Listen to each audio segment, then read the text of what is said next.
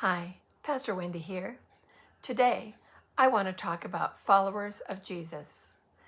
Not any particular denomination that might use that name, but any believers who do their best to follow the teachings of the man called Jesus or Jesus Christ.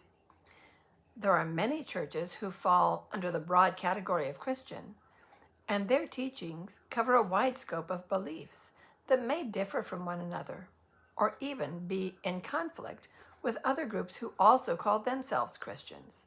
It's confusing.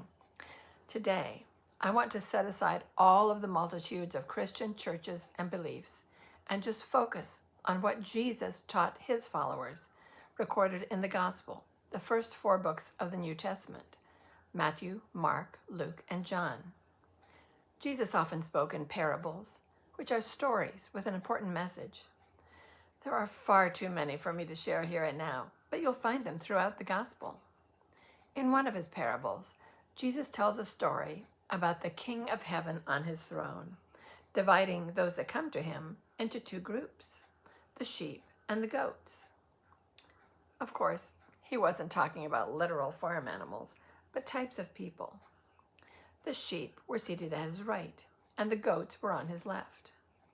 Let me read this to you from the Message Bible, translated from the original Greek by Eugene Peterson. Matthew 25, 34-45. Then the king will say to those on his right, "Enter, you who are blessed by my Father. Take what's coming to you in this kingdom. It's been ready for you since the world's foundation. And here's why. I was hungry, and you fed me. I was thirsty, and you gave me a drink. I was homeless, and you gave me a room. I was shivering, and you gave me clothes. I was sick, and you stopped to visit. I was in prison, and you came to me."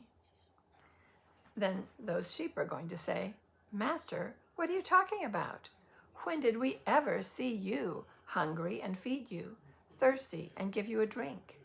And when did we ever see you sick or in prison and come to you?" Then the king will say, "I'm telling the solemn truth. Whenever you did one of these things to someone overlooked or ignored, that was me. You did it to me." And then he will turn to the goats, the ones on his left, and say, "Get out, worthless goats. You are good for nothing but the fires of hell. And why? Because I was hungry, and you gave me no meal. I was thirsty, and you gave me no drink. I was homeless, and you gave me no bed. I was shivering, and you gave me no clothes. Sick and in prison, and you never visited." Then these goats are going to say, "Master, what are you talking about? When did we ever see you hungry or thirsty, or homeless or shivering, or sick or in prison, and didn't help?" He will answer them, "I'm telling the solemn truth. Whenever you failed to do one of these things to someone who was being overlooked or ignored, that was me. You failed to do it to me." It seems pretty clear from the story that Jesus is calling his followers to do these things. Give food and water to the hungry and thirsty. Give clothing and shelter to the shivering and homeless. And to go and visit those who are sick and in prison.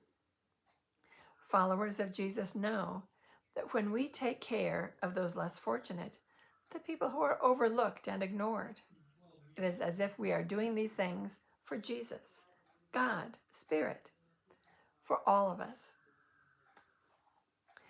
Whether or not you are a follower of Jesus, or if you follow another prophet or teacher, or your own inner readings and best self, you are loved and cared for just as you are, and you're always welcome here. No mask required.